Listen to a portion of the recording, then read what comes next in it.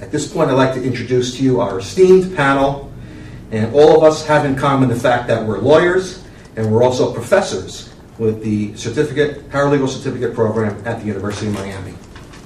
Thanks, Rick. My name is George Sardui. I am the Associate Administrative Judge of the Juvenile Division of the 11th Judicial Circuit, which is the fourth largest circuit in the country. Before that, I was a county court judge, and before that, I was in private practice. I did not have the success that my dear friend here had, but nonetheless, that was my background. I'm also a professor in the program. Thank you for having me here, Rick. My name is Tammy Clearfield. I am a practicing attorney of over 15 years. I practice in the areas of family law, civil litigation, and law enforcement administrative work. I've also been adjunct faculty teaching at the graduate and undergraduate levels in an on-ground and online setting for over 12 years. I'm one of the faculty administrators for the University of Miami Paralegal program, and I'm also an adjunct faculty for the University of Miami. Thank you for having me here, Rick. Hi, I'm Rick Davis. For 20-some years, I was a practicing attorney in Dade County in Miami and Coral Gables.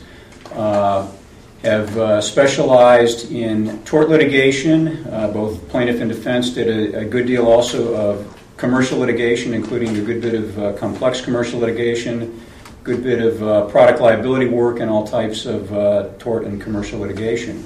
Also am a professor with the paralegal program, and have taught in the tort class for that, and have also taught the essential skills portion of the program, and am enjoying being here today.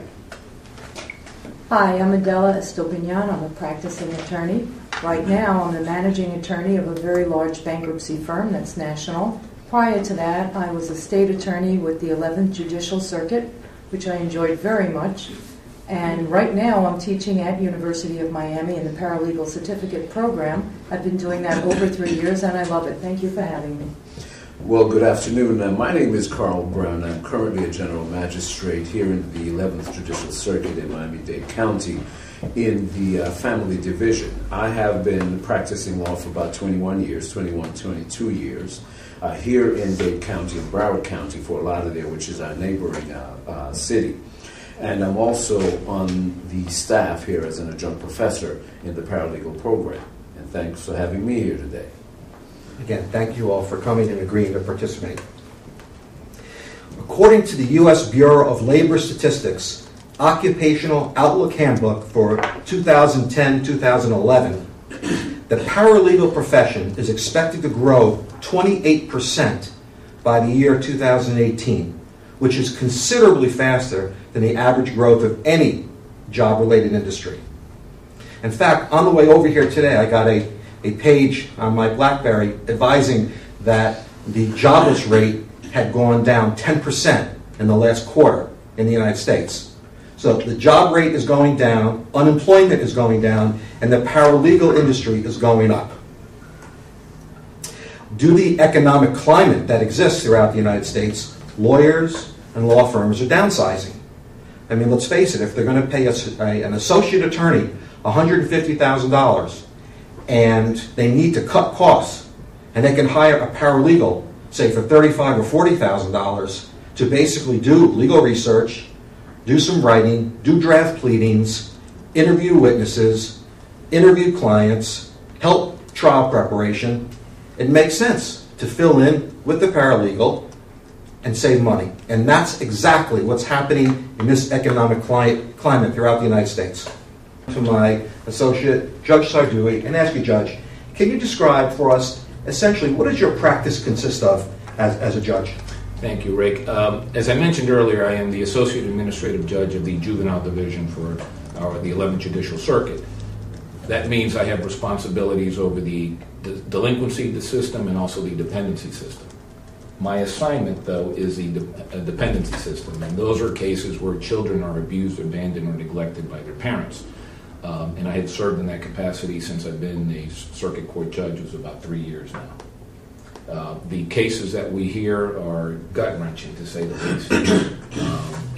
And I'd like to talk to you about the fact, because I hear the statistics that you're providing, and I agree absolutely with those statistics. In fact, in my arena, I see how attorneys are more and more incorporating paralegals into their practice. And I would just like to add one statistic for you. The type of work that I do is very difficult. I mean, it's very emotional work. When I worked in private practice, I was a civil litigator and insurance defense attorney. Also very difficult cases that we saw, wrongful death cases and whatnot. The benefit that I found of a paralegal was that they could provide the emotional component that a lot of litigants need when they are experiencing for the first time the judicial system. Unfortunately, the practice of law does not allow an attorney to really spend as much time with their client. I know they would like to, but there's a reality, as you mentioned, numbers. But a paralegal can do that, and I found that to be an incredible asset. So that's something I would like to add to your information as well. That's great. Judge, in the types of cases that you see in your courtroom, how do you see paralegals intertwining with that type of practice? What do they do? What kind of services are they providing? What are your observations? Absolutely, everything that you mentioned. The state, for example, DCF, which is the state agency that's responsible for bringing allegations to before the court, they use a lot of paralegals. They help draft the petitions. They help meet with folks. They prepare the cases for trial. Any type of interaction that's involved within the court system, they're involved. I would tell you that in my experience, I think the only thing they're not allowed to do is sign a pleading, because pursuant to the standards and the canons of ethics under the Florida bar, you have to be an attorney to sign. But outside of that, they are involved in every single aspect of the work. My office works with them directly as to getting special matters set before the court and navigating difficult issues as cases that are going to trial. Some of the cases that I do, Rick, are cases where we terminate parental rights because parents have abused their children to the point where the state feels that there has to be a complete legal severing of their rights. Those paralegals work tirelessly to make sure that everything is done correctly. I mean, when I talk about dotting your I's and crossing your T's, without these folks, I do not believe that they could. I don't know who would do the work because of the manpower issue. Do you observe paralegals actually coming to court for court appearances and for hearings before you? Absolutely. They will come. They will provide support, especially during a very difficult case. In fact, the way you phrase the question makes me think of a particular case where I was involved with, I presided over horrible allegations involving an infant suffering 24 fractures. A very, very sad type of case. It required a lot of medical testimony, a lot of testimony through a lot of different witnesses. Nobody actually saw the event, but a lot of peripheral witnesses, and the paralegal was there organizing everything as the attorney was presenting. Whenever impeachment was necessary, the paralegal was providing that information to the attorney, so there was a very close relationship. Yeah. And I actually went up to that paralegal and complimented it, because I obviously serving in this capacity in this program, I have an affinity for the paralegal program, and I said I wanted to find out where they had gone to school and where they had gotten that skill set. Oh, that's great. Do you also have occasion to conference cases, step down from the bench and conference either in chambers or in a closed courtroom? Absolutely. Have you observed paralegals participate in those conferences as well? Absolutely. I find that the paralegal works hand in hand with the attorney. And as you know from federal practice, which is very complicated, you need support. It is just impossible for an attorney to say, I'm going to do this case by myself.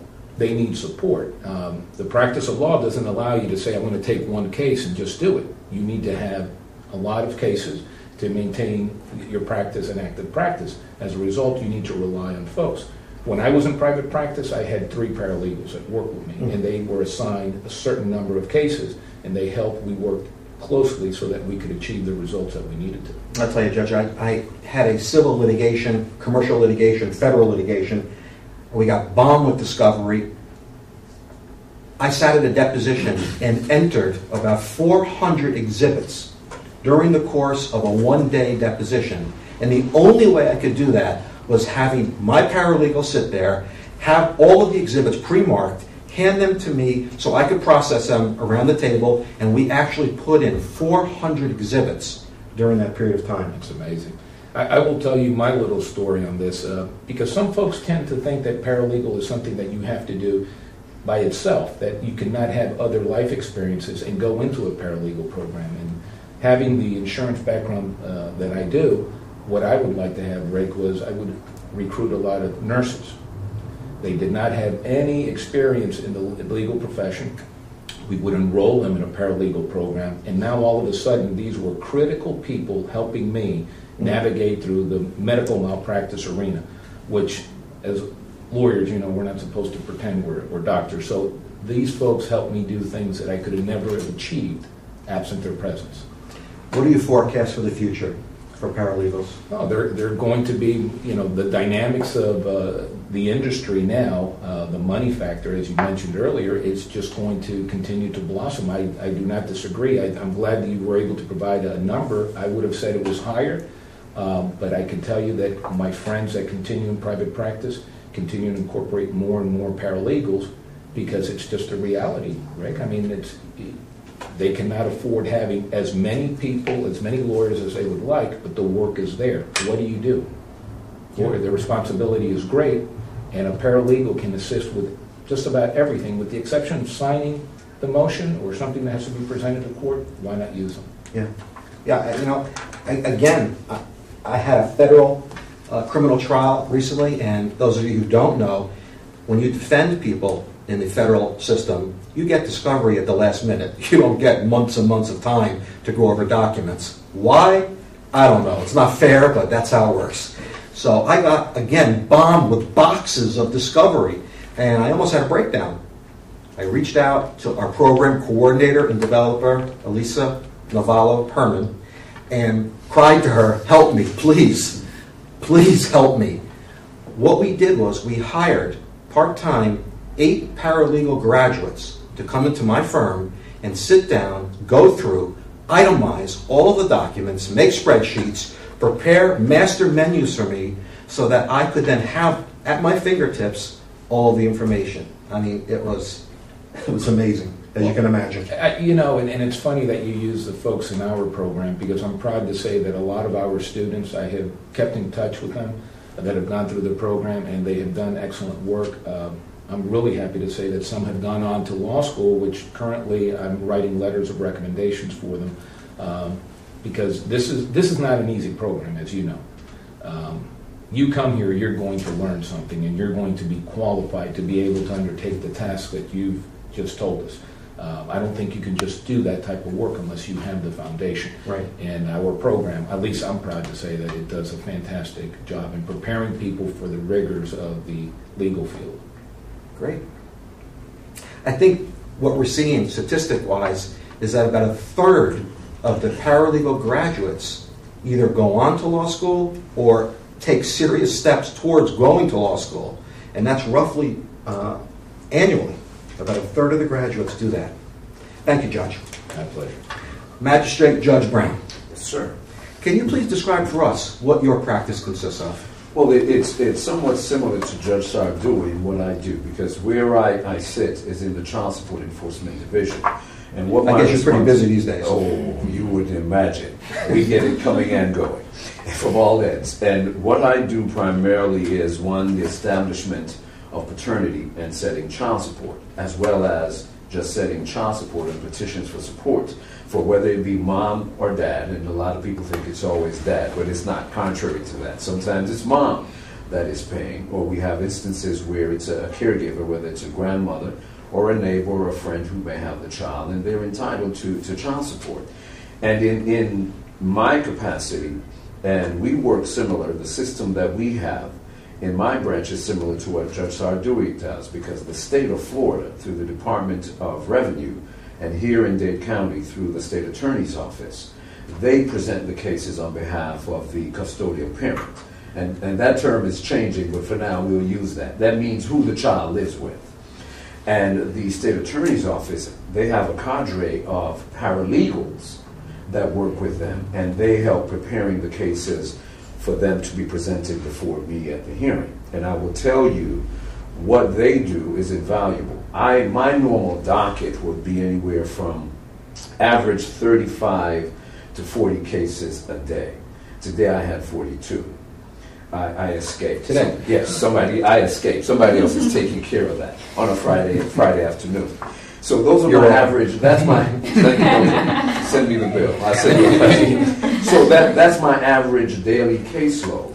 And what the paralegals do is that they will come in and they help in sorting out documents and sorting out receipts for what I have paid. I've paid this for my child and I need credit because we deal with retroactive, things of that nature. And they will actually take the participants and interview them and sort through all of those things, discovery, needless to say, right there before the hearing. And then we can have a conscious or a hearing that expedited because they have done all of the interviewing, have organized the paperwork, have done guidelines for the support. So that means I can get through my 35, 40 cases for the day and make a thorough decision based upon years and years of documentation, years and years of money, support, and issues, that if that wasn't the case, it would take me a day to go through in one case. Do you find that on both sides of the bench? In other words, do you find that not only from the state attorney's office, but also from the respondent or defendant litigants? Counsel also have paralegals working to defend the claims? I see that on both sides, but we have a unique system because the paralegal here, pretty much, if you're representing the non-custodial parent or the obligor, as we call them, this is the one that's supposed to be paying. When that paralegal comes in, or even if you have your attorney, that paralegal will work with that attorney as well and sort through what discovery he has brought in. So in that case, within the court in of itself, that's done. But we do have the other instances where the private attorney will come in with his or her paralegal in support with the, and everyone now is they're going to the laptops and the so on and so forth, and they will have their information there and they can sort it, bring it to the court, say this is what we have. That's another interesting take I want to talk about. Of course, I've been practicing since about 1989. Back then, computers weren't in the courtroom. Now we have it. You know, I remember in '82 practicing having to put the carbon paper behind the paper to type. And if you were doing a will and you made a mistake, you had to start over again. Well, I wasn't born. You're admitting to that? Right? Yeah, that's what I'm saying. I'm admitting to that. I wasn't even born then. But going to that aspect, and one of the things that I see paralegals doing now, especially, and don't take this wrong, but the younger ones, because they're so computer savvy, and how invaluable they are in helping you prepare your case, because everything now is on the smart board, or the judges, we want to go paperless, so we're asking for things on CDs and DVDs, and these people also help with that, and some of the knowledge that they bring, where an old attorney like myself, a young attorney, well, since 1989, I don't have that type of know-how. I'm learning, but for them, they sleep with the video games and that sort of stuff. And they use the paralegals in that sense. On behalf of the government, do you see are you hiring paralegals or paralegals hired by the government, yes, by the courts to assist? Definitely, as I said, in the same system that we use, and they're hired by the state of Florida. They're hired by the state of Florida very well. In my practice, and I've been a general magistrate now for about 5 years, but before that I worked in private practice. I had my own firm, primarily dealing with family litigation. I did some business and some PI, and I used a paralegal.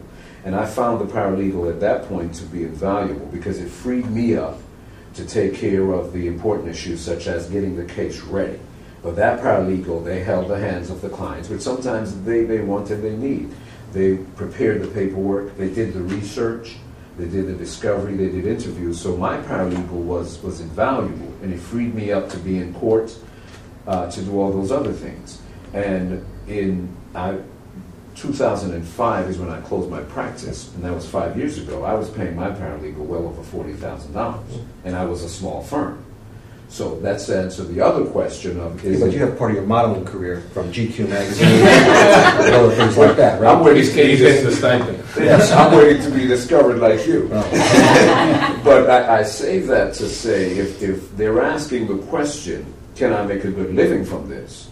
And I had a small firm, and I was paying my paralegal that kind of money, then the question is yes. And they are needed, wanted, desired, and they're valued. Would you agree with me? It's something I said after a recent victory I had on a trial, that it's easy to throw snowballs it's harder to make all the snowballs for you. And I've made one snowball in my life, so yes. okay, I agree. down south there. Yeah. But I mean, the paralegals put together the case. I mean, that's what I've seen. That's my experience. Definitely. They do the hard work. They put it together for you so that the litigation attorney understands the case better and then is able to present. Definitely. Rick, let me just follow up on something Carl was mentioning. I have because you made me think about this. I remember I was an insurance defense lawyer. However, I had cases every once in a while where parties would want me to represent them in a plaintiff's capacity. And I remember this woman came to my office because my firm had defended a case where I'm not sure how she saw me in that proceeding. I think it was a deposition. She was escorting someone that we were deposing. She had come. Her husband had died as a result of medical malpractice claim. She had a lawyer. The lawyer would not answer, unfortunately, would not answer her questions, would not spend enough time. The woman was very scared. She was financially ruined as a result. Her husband was the primary breadwinner of the home, and she had just so many questions. She came to see me, and she wanted me to handle the case. I encouraged her to stay with her lawyer and that to please speak with her lawyer. She did that. She came back to me, and she asked me, please take the case. If you don't, I'm going to go somewhere else. But I don't feel comfortable. I am not getting the attention, and I just feel like I'm just a number. We did take the case, and we immediately had our paralegals involved. We answered all her questions, and there were times she had legal questions, more detailed legal questions where I would have to handle that. But I'm happy to say that she was at least satisfied in the sense how she was treated, and I can't tell you how important it is to have that human connection, because a lot of folks, this is the first time they're going to go through the system, and maybe the only time. Right. And this is the most important case in the world, be it $10,000 or $10 million. And it's their case. And I find one of the biggest complaints that clients have is that the lawyers don't return their calls or won't spend time with them, and we've all experienced that. And here, if you can have a paralegal, just not give legal advice, but listen, be a listening board, take it all in. I'll speak to the attorney, I'll get back to you. The client just can go through the weekend feeling, okay, someone's listening to me, and it really helps. There's a lot of complaints filed with grievance and disciplinary committees about lawyers who will not respond to their clients. And the paralegals fill that void. I see that over and over again. I was on a grievance committee for the Florida Bar before I became a judge, and I can tell you the vast majority of the cases that I saw were issues like that, where the attorney, unfortunately, is not really tending to the client, and the client gets frustrated and winds up filing a bar complaint. I never saw one where there was a paralegal involved in between. I think it's like you said, they just want someone to talk to, somebody to listen. Listen to, this is important to me, listen to me. Look, it's highly charged, and especially in areas of matrimonial, domestic relations, as Professor Clearfield will tell us, and criminals in the areas that you gentlemen are in front of. These are very emotional areas of law, and people need to vent, and they need to have their lawyer, their paid representative, listen to them. And it's very frustrating when you can't get that lawyer on the phone because you're freaking out. You need to talk to somebody. There's the paralegal.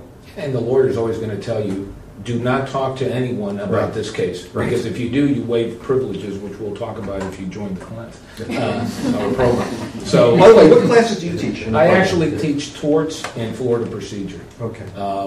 And if Professor Clearfield will let me, maybe another class another day. I love the program. I got to tell you, it's anything and everything. It's just absolutely fascinating. And he knows. Yeah. Judge, what classes do you teach? I taught the torts class, and hopefully the essentials course in the future. But I tell you, I enjoyed it thoroughly. There was a good group of students, and quite a few of them I saw in the class that I said had the potential that if they wanted to be attorneys, but a lot of them were saying, well, I don't know it, but they had the potential. I saw that in the work that they produced, because I will agree with Judge Sardu, it's an intense program, and you're imagining we're trying to teach these people what we learned in 3 years of law school, plus all of us probably sitting here have double figures years in practice, and we're trying to get that to them in these small blocks.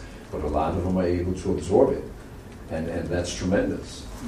Rick, if I could just briefly add on to what you've been talking about, talking with clients.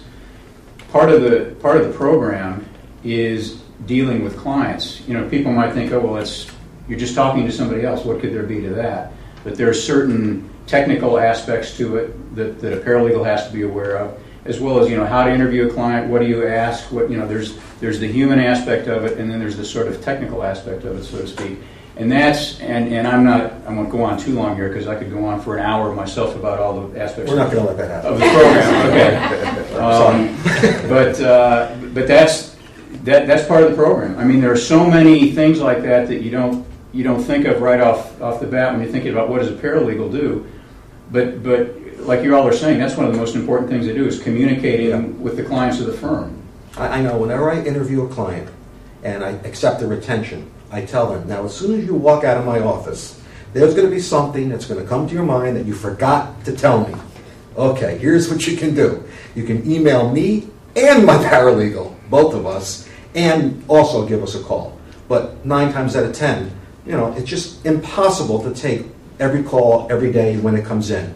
And even for the paralegals. But I insist that the paralegals call them back, you know, that day, sometime that day, get back to them if I can. So I agree with what you're saying. Judge, what do you see for the future for paralegals? I see that definitely them being used more and more, because that has been the trend that I've noticed over the years. They're effective, they're cost efficient, wise, they can assist in expedite matters, and they can make you money as an attorney, being frank, because here again they're doing more for less. Even in the governmental side, they're using more paralegals because they have the expertise and knowledge, so they can help move the cases and the issues. So I see the field growing more and more. And that's something people forget. I mean, the practice of law is also a business. Correct. And the attorneys have to manage their business efficiently or they won't be in business anymore. That's correct. And one of the ways to do that is to hire competent paralegals. But it also goes to the paralegal who becomes so entrenched in the business and so important to the lawyer, so the lawyer feels they can go on vacation or they can take a long weekend and not worry, or take off from the bench for a long weekend. And that's what you did, right? You took off today. Okay. Somebody's minding the shot. Somebody's minding the shot. And the lawyer has that comfort knowing that, well, that's your strength position to go to the lawyer and say, okay, it's time for a raise for me now because this is how important I am and integral I am to your practice. And it works. It really does work. Thank you, Judge. You're welcome. Professor, tell me about your practice. I see you mentioned bankruptcy. You manage a bankruptcy firm at this point? That's correct. Fortuitously enough for me, I am a bankruptcy attorney in a down market. A lot of our paralegals come into the program thinking, what am I going to do? The market is terrible. How am I going to get a job? And one of the things that I like to stress in the program is that we have a down market in law. And that down market would consist of bankruptcy, mortgage modification, and foreclosure defense. And I'm involved in all three. I would say that the bankruptcy portion of my practice is petition-driven, which means I heavily depend on my paralegals. Each office that I have, and I've got 3 in South Florida, is staffed heavily with paralegals. They do the petition work, they contact the clients, they're the first line of defense. As far as foreclosure defense, as everybody knows, that's litigation-driven. Again, I depend on my paralegals. I need somebody to put together the trial notebook. I need somebody to make sure that people are subpoenaed, that the correct litigation is filed on time.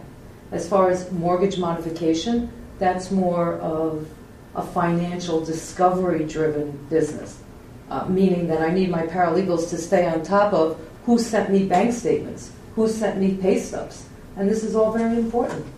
Complete the checklist. That's because exactly right. both in foreclosure work and in bankruptcy work, isn't it critical that the documents that get presented to the court are in perfect form? And if they're not, right. You could be thrown out of court if you're not in the proper form. And so lawyers rely on paralegals to make sure every I is dotted, every T is crossed, the documents are filled in properly, schedules and bankruptcy proceedings. That's exactly right, and we heavily depend on our paralegals to do that. And again, it's something that a paralegal can be trained to do. And fortunately, all 3 fields, foreclosure defense, mortgage mod, and bankruptcy, overlap. They all have to do with financials. They all have to do with being very organized, getting things filed on time. As you know, bankruptcy is federal, so everything is e-filed, and that's a specialty in itself. What we do is we'll hire paralegals that are organized, pay attention to detail, they're personable, because let's face it, people come to us when they have a problem. They're not coming to us because things are fine and dandy. Yeah. And, you know. They're not celebrating visiting the bankruptcy court. Exactly. And as far as the attorney is concerned, we're happy when we're cashing the checks, not so happy when we have to fill out the petition. So the paralegal plays a very, very important role. Is your firm involved in adversary proceedings also? Yes. What is an adversary proceeding? An adversarial is usually filed inside bankruptcy, and generally speaking, it deals with creditors who are objecting to dischargeability of debt. And they're like trials within the bankruptcy That's proceeding. exactly right. It's complex litigation within the bankruptcy, and unfortunately for my firm, I'm in charge of that. Do everything. And you teach here too. What courses That's are my you? pleasure. That's your pleasure. What courses do you teach in the program? I think I've taught about everything in the program. I absolutely love it. Tammy's got a tight ship, and it's an absolutely wonderful program.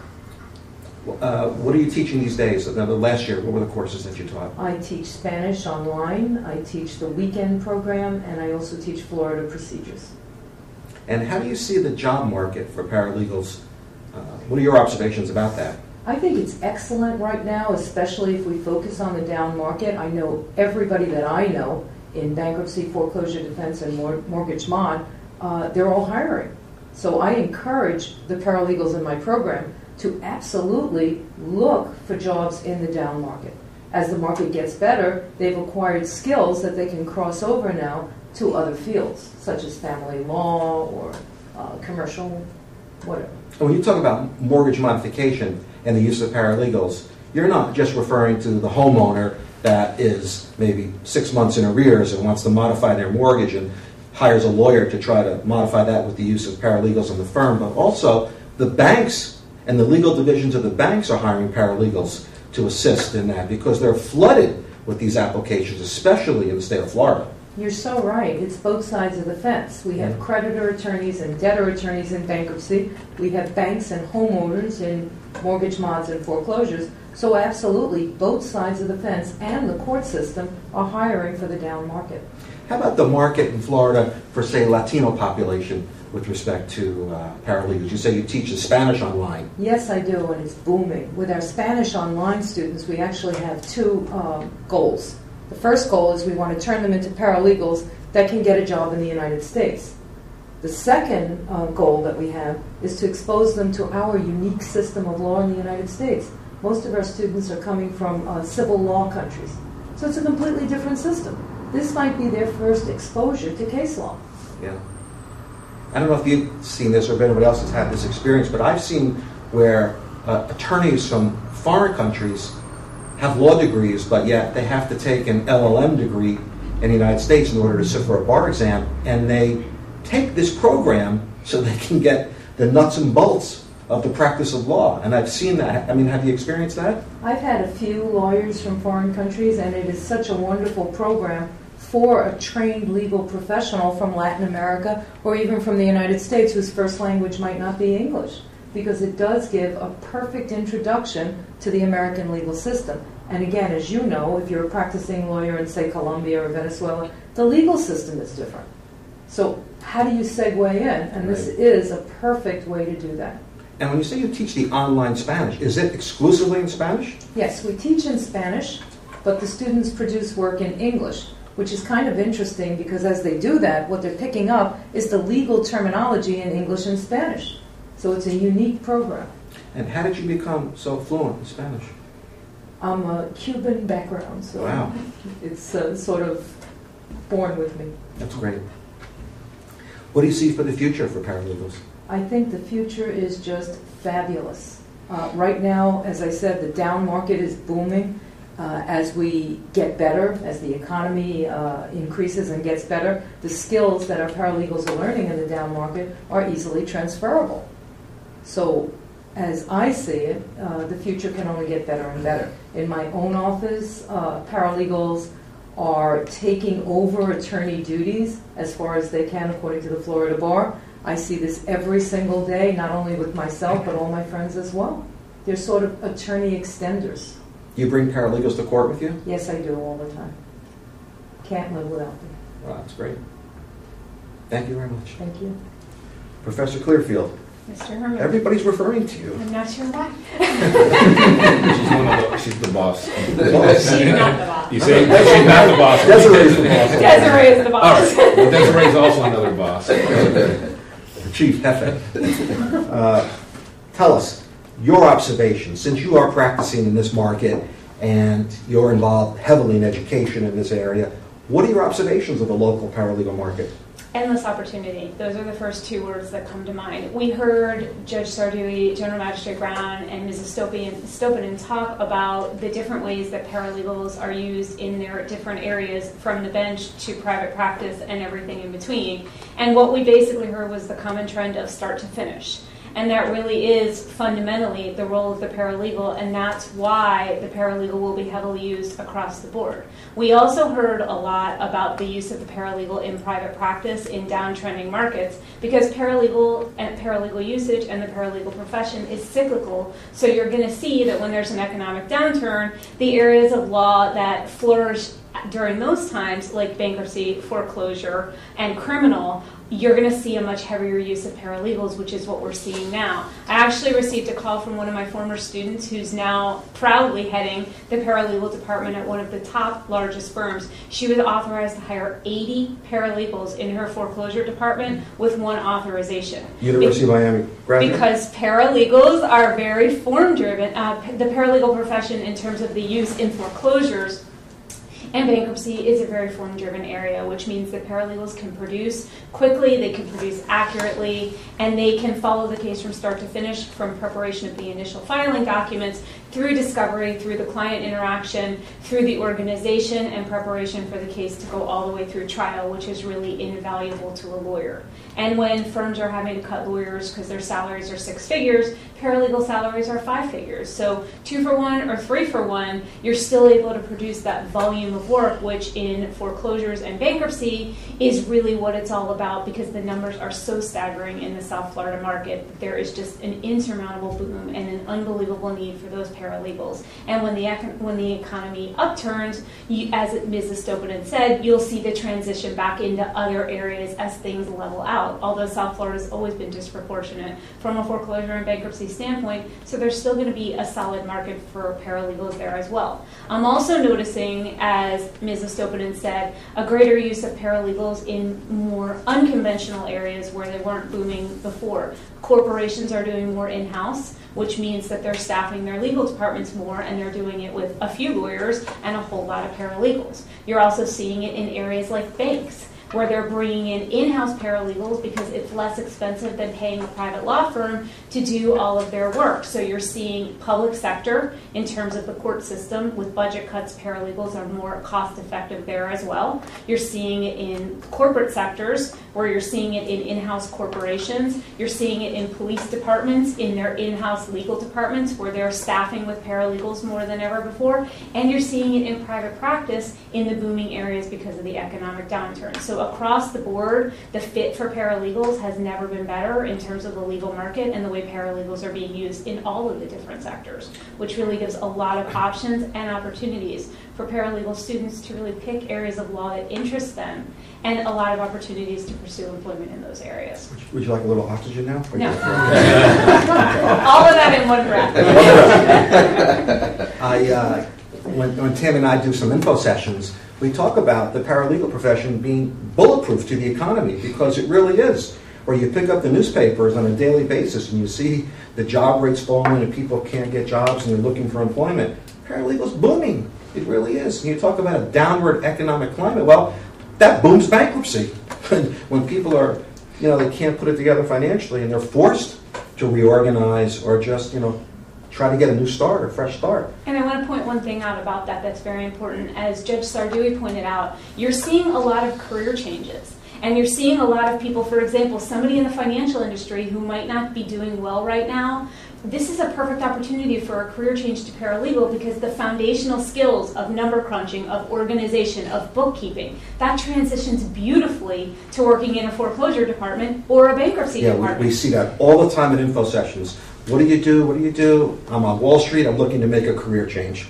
And those foundational skills, I'm seeing such an amazing opportunity for basically anything that you did before to be able to link it in some capacity and transition the skill set that you have coupled with a paralegal degree to really kind of channel your legal area in terms of where you'll be practicing as a paralegal. As Judge Sardui said, the medical profession, that's a prime opportunity. As Mrs. Stopinen said, the areas of bankruptcy and foreclosure with those working in the financial sector. And how about this? Ready for a hot button issue for the future for paralegals? Healthcare. Absolutely. Healthcare, because it's in such disarray, and this Congress is vowed to undo Obamacare. So if they do that, there's going to be such litigation going on with the health insurance, and who's going to fill that? Who's going to help the lawyers? Paralegals. It's just a natural. It really is a natural. You talk about local trends. How do you see that vis-a-vis national trends for paralegals? I see it transitional. I see it as being a trend here that will transition elsewhere. We've spoke a lot about the different components of cases from start to finish, the different things that a paralegal does from client interview all the way through trial preparation and organization. Whether you're learning those skills in large volume bankruptcy capacities, you're learning them in large capacity foreclosure capacities, you will be able to take those skills and transition them to any civil area of law, because the process from start to finish I want you to tell me, how do the University of Miami paralegal graduates, how are they equipped to be competitive in the market after completing this program? They hit the ground running. That's the best way to characterize the preparation that they receive in this program. We've spoken a lot about, as I said, client interviews. Every student who attends the University of Miami Paralegal program, whether it's Spanish online, English online, or on ground, is assigned his or her own client. And that's done intentionally because along with teaching them the language of the law and the building block components of what it takes to be a successful paralegal, they're given the opportunity to take a case through from start to finish as they would be given that opportunity in a law firm when a client comes in to retain a lawyer, which means that the client that they're assigned throughout the course of the program, they start from the very beginning. They focus on client interviews. They prepare a memorandum about ethics, because we do carry ethics through the entire program. It's a cornerstone. We instill the values of ethics. We make the paralegal understand the importance of adherence to the Florida bar rules pertaining to ethics. So they prepare a memorandum pertaining to ethics. So that gives them the opportunity to not only apply ethical rules in legal analysis, but it gives them writing practice as well. Then we have them prepare a demand letter, which civil law firms will usually do in an effort to avoid litigation, especially in a down market where resources are limited, to prepare a demand letter in an effort to resolve the case pre-filing. Assuming that that doesn't work, we have them carry through the commencement of the litigation process, where they actually have the opportunity to prepare the initial filing packet, which includes the complaint and the summons to initiate the case. Then we take them to the discovery phase, which I think we would all agree is where the paralegals spend the majority of their time. We have them prepare the cornerstone foundational discovery pleadings that will be used in virtually all cases: requests for production, requests for admissions, and that's in litigation. We're talking in litigation. In litigation. So we actually take them in a short period of time and we carry them through the entire litigation process in terms of hands-on experience for what they would be doing when working as a paralegal, all the way through doing research, not only using Westlaw, but using Lexis, which means that they're learning the only two real-time legal research databases with cases hot off the press, and they're given a very extensive access. So not only are they learning how to do research in case law and statutes, they're also learning how to use supporting material called secondary authority to be able to supplement their primary authority arguments. Okay. And they're preparing a brief that's virtually as extensive as an appellate brief. And you mentioned access to Westlaw and Lexis. I want to repeat that. Each student at the University of Miami program gets complete access to Westlaw and Lexis, and that alone is worth the price of admission. Ladies and gentlemen, it is. You know what's funny is that the access the student they're getting through this program is better than the access that I get through the court system. Yeah.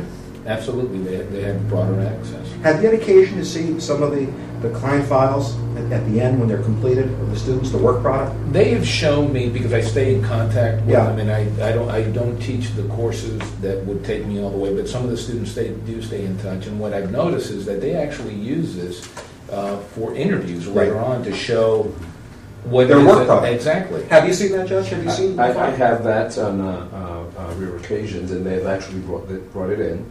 And I sit on the panel down at my division when they're hiring, so I get to see some of the people that come in, and they bring their paperwork, and they say, "This I'm certified paralegal, and this is some of what I've done." So yes, and you look at that and say, "Okay, they can produce." They can produce Yes, so profession. they can use You've that as well. taught the core, and Rick, you've taught the Yes. core. I mean, you see some of this work product at the end of at the end of the course. Sometimes it's the deal maker. The In deal other maker. words, we have students who have no experience at all in the legal field. They complete the program and they go on their interviews with their folder intact, and that is absolutely the deal maker. They get the job based on what they produce. Now, you're in litigation, and you've been in litigation, extensive litigation. You've been in litigation. You've been in litigation, and you're judges. Some of the work product that you've seen come out of this certificate program is comparable in many respects to the product that's submitted for your review, your consideration, what you've seen from other attorneys, either in motion practice or in brief practice for trials or whatever. Would you agree with me? I would say it was superior in many cases. Superior. The appellate brief that they prepare, their brief in support of their motion, is basically the end of your first year of law school writing assignment in your legal research and writing class. It really is. Please tell us the distinctions of what's offered at the University of Miami. In other words, there's an in-class program, there's an online program, and then there's additional programs postgraduate. Correct. Tell us about them. The on-ground program is structured in a way where everything is built around the essential skills portion of the program. That's what we've been discussing here, where we talk about teaching the student the language of the law, we give them the writing skills, and we basically carry them through paralegal-specific tasks.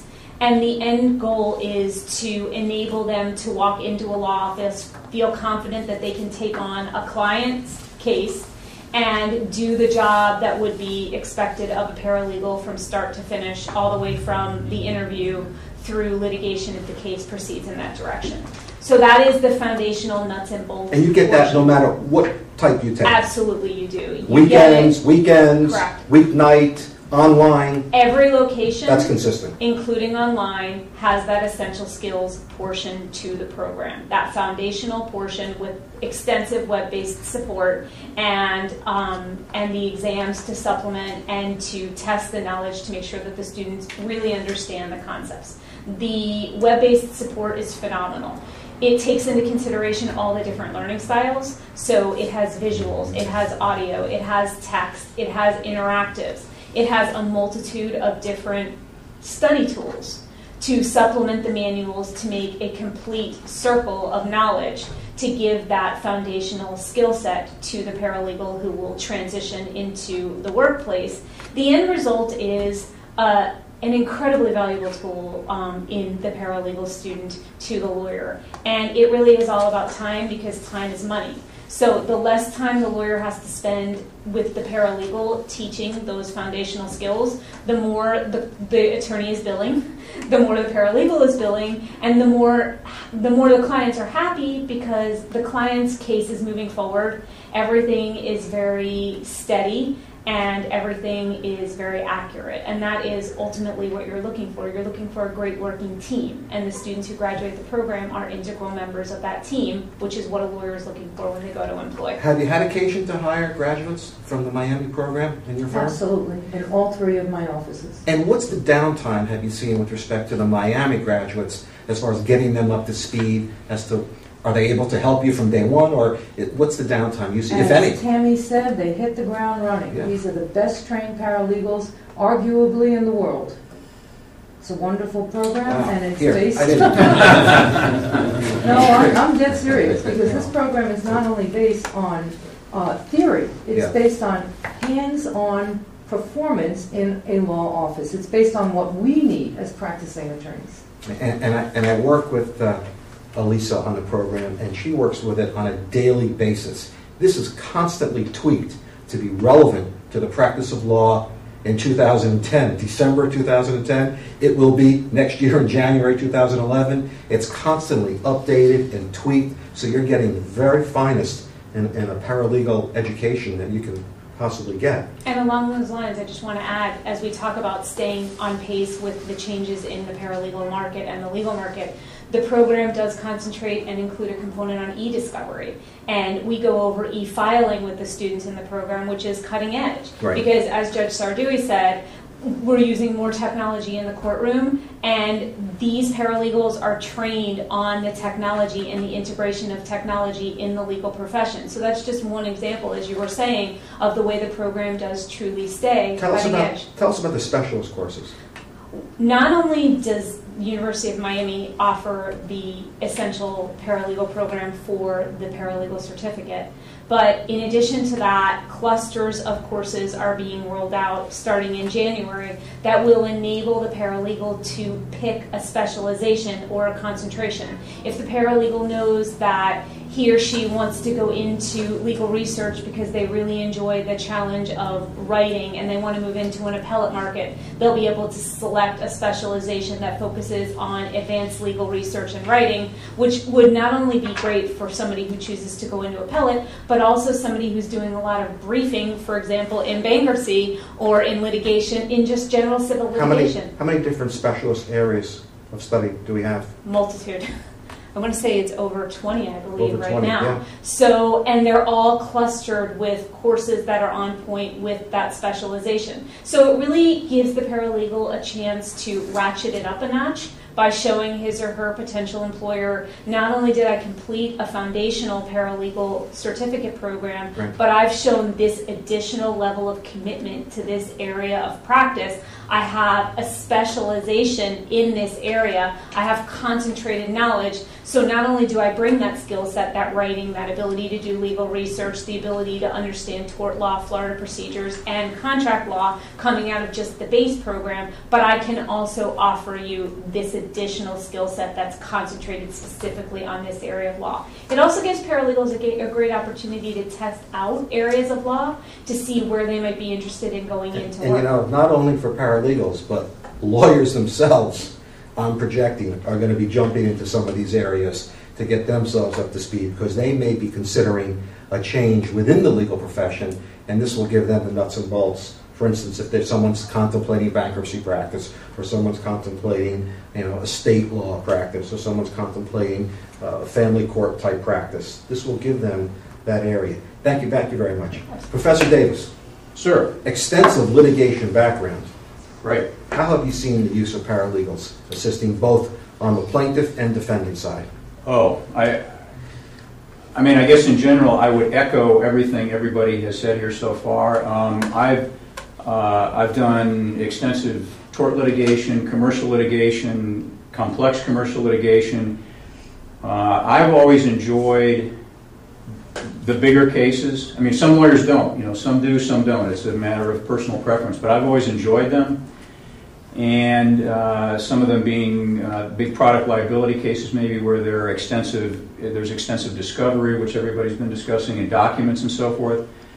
Paralegals are, as it's been well put already, right there next to the attorney. Preparing the discovery, exactly the same things that they're doing in the classes that we've been talking about. When responses to discovery come in other words, answers to interrogatories, being questions that are sent out to the other side in litigation, you get the answers back. The paralegals will review those answers, maybe summarize them for the attorney, discuss them with the attorney, pick out important points, because at some point the paralegal knows almost as much, maybe more about the case than the attorney does, because they work so intimately with the day-to-day work that's going on in those cases. Drafting documents, as I think it was Judge Sardui said, they can do pretty much everything except sign the documents. They get reviewed by the attorney and signed and sent out. In trial, sitting right next to the attorney, and I can't tell you what a great feeling it is to be in trial and to be able to concentrate on speaking to the jury, speaking to the judge, examining and cross-examining witnesses, and having the paralegal sitting right next to you and providing documents, reminding you of things. I mean, they're right there in the trenches, so to speak, while the case is being tried. Well, let me ask you this. As a litigation attorney, you're going to stand up in front of a jury. There's no guarantees. And you all agree with me. You stand before a jury. There's no guarantees what's going to happen. You could have the greatest case in the world and lose. You could have the worst case and win. I mean, there's trends, but there's no guarantees. Right. And as trial attorneys, we always sometimes we get caught up in it and we don't step away and look at it from the outside. I find myself, no matter how many trials I've done, no matter how many jury verdicts I've taken, I want to ask the paralegal, what do you think about this? What is that? I'm asking please tell me, what does that look like to you? How does it sound? Absolutely. Focus groups today, major litigation firms and even solos, and they're hiring these focus groups to do mock trials before we actually go to trial to get feedback on how does a witness look, how does a witness, is the witness going to be good? And I just had a trial. We had a focus group down here in Florida on a case, and my client wanted to testify, and I got the results from the focus group. I said, here, you still want to testify? This is what they think of you. But I find always asking the paralegals, what do you think? What do you think? How's that going to come across? Do you believe that? Do you not believe that? To help prepare for that ultimate verdict. Absolutely. I mean, because as you say, we get we get tunnel vision, and you have to. I mean, in a way, to be a good trial attorney, that's what you need, because you put everything else aside. Ask my wife. I mean, your ex-wife. She's still with me barely, but we have that tunnel vision, and you need that outside view. And so you've got somebody who knows something about the case, right, which is a plus, but somebody who's not totally inside your head. When I talk to my classes about going to trial, you talk about it being uncertain, I talk about it as rolling the dice. I mean, any of us we all have been involved in litigation, we all know that, because that's what you're doing. And so you need sort of that outside view of, well, how did that go? Did it go as well as I thought? Did it go as poorly as it seemed to me that it went? How did it go? And if I could say something, when you all were talking about the portfolio or the file that the student ends up with at the end of the course, and I'm glad you got into that, because I was just about to interject, but then I think, Rick, it was you who started talking about it. At the last graduation ceremony, which are always great. I mean, they're wonderful ceremonies for the students graduating. Actually get a framed certificate. Oh, it's beautiful. Nicer than my law school before. Tammy is always talking about pictures, the whole thing. How it's better than we got when we graduated from law school. I think I got in trouble. I tried to take one last time. Oh, no good. Yeah. I borrowed. Oh, you're the one. Yeah. So I was speaking with one of my former students who was there with one of the students who was graduating. So after the ceremony, we were talking, and she said, boy, and she had a job, which is always wonderful. You hear that story all the time. She said, the firms that I interviewed with were so impressed when I walked in and handed them this, and at first they looked at it and they said, well, what is this? And they said, oh, you did this. Like this is not, these aren't just some forms or something. These are documents you created. And she said it was incredible how impressed they were with that. And one other thing I wanted to add before I forgot about it, sitting off camera are a couple of our wonderful university administrators. And something that they are doing all the time is putting online for the students job notices. People who are looking, and some of them come from the courts. Right. I like to pass that on whenever I get a chance. Whenever something. Yeah. And from private firms and so forth, and they're constantly out there. So I don't know. I could, before I said I could go on for an hour, and you said you weren't going to let me. But I mean, can I give a little testimonial? Of course. Cut the tape now. Okay. No. Yeah, this is totally unsolicited. But when I first found out about this course, it was somebody from the university who told me about the course, and said, maybe you'd be interested in teaching the course. And I thought, well, maybe I would. It's interesting. And you're interviewed, so to speak, but I also wanted to sort of interview the course. And because I didn't want to be, I spent a lot of years building my reputation and maintaining my reputation as an attorney, and which is, to me, the most important thing you have. So I didn't want to be involved with something that was, second rate, or that I thought wasn't really doing what it was promising that it was doing. So I not only talked to everybody I could, and I attended some of the info sessions as if I was a student, but I asked to have all the materials sent to me. And I know, Alyssa was instrumental in writing those materials. And I have to tell you, I was impressed. I really was. I looked at them, and as everybody's been saying, I said to myself, these are the things that attorneys do every day and that paralegals do every day. And it was so practical and so well presented. And I mean, I know this may even sound to the point that it may sound corny, but this is absolutely true. I mean, I was not going to get involved with something that I wasn't very comfortable with. And I am so proud to be associated with this program. Thank you. I really am. I mean, it's so well done, and all the, Tammy talked about all the online support. It's a great program. Well, all of our professors are either judges or attorneys.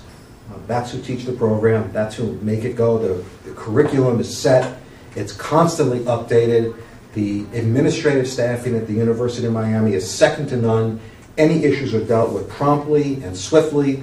And it's really a real tight ship run over here. I just want to jump in for one moment. As Rick was saying, the administration is always behind the scenes, and the program developers are as well. So if anybody is interested in finding out more information about the program, we do have a test drive on the website at www.edmiami.com/paralegal, or you can call the program at 305-284-5800, and there is somebody there who can answer any questions about the program, and you can see for yourself some of the different components of this program that the panel's been talking about here today.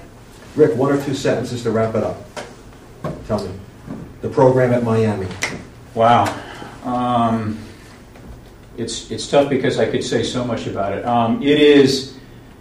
I'm proud to be part of it, which you all don't know me, or a lot of you don't know me, but that's the best recommendation I can give it. It's a lot of work, but it is something you can be proud of as a student when you've completed it, and it will prepare you better than anything I know of to go out into the real world and work with people like us and be an excellent paralegal. Whether you want to be a lawyer or not, it still gives you that foundation and that law and that knowledge that you have for life. That's right. One or two sentences, Professor. I would say that University of Miami is the top-rated law school in South Florida, the top-rated university in South Florida. Getting a paralegal certificate from this program will bode you well when you're out there looking for a job. Many of the attorneys in the community have graduated from this university. We expect a certain standard, a certain level of excellence, and the program provides. Thank you. Magistrate Judge. The program, from what I've seen of it, it's excellent. The materials are excellent, and with that base and foundation, the students that come through the program, they'll be adequately prepared, can take on any task, and they will be ready. Thank you. One or two sentences, Professor? One or two words. Comprehensive. Unbelievable preparation, unbelievable quality, unbelievable skill set, confidence. It truly gives the paralegal the confidence that that person needs to walk into a law firm and feel like he or she is immediately part of the team. And that is an invaluable feeling when you're entering a new profession. Thank you. Final thoughts, Judge? Rick, I'll just use some words. Energetic, challenging, but when you get to the end, incredibly rewarding, because you will be part of the judicial system, the legal system. You will be up and running, and you will be able to work, you will be able to find a job, you will be able to participate. You will say, wow, it was worth it. Thank you. Knowledge is power.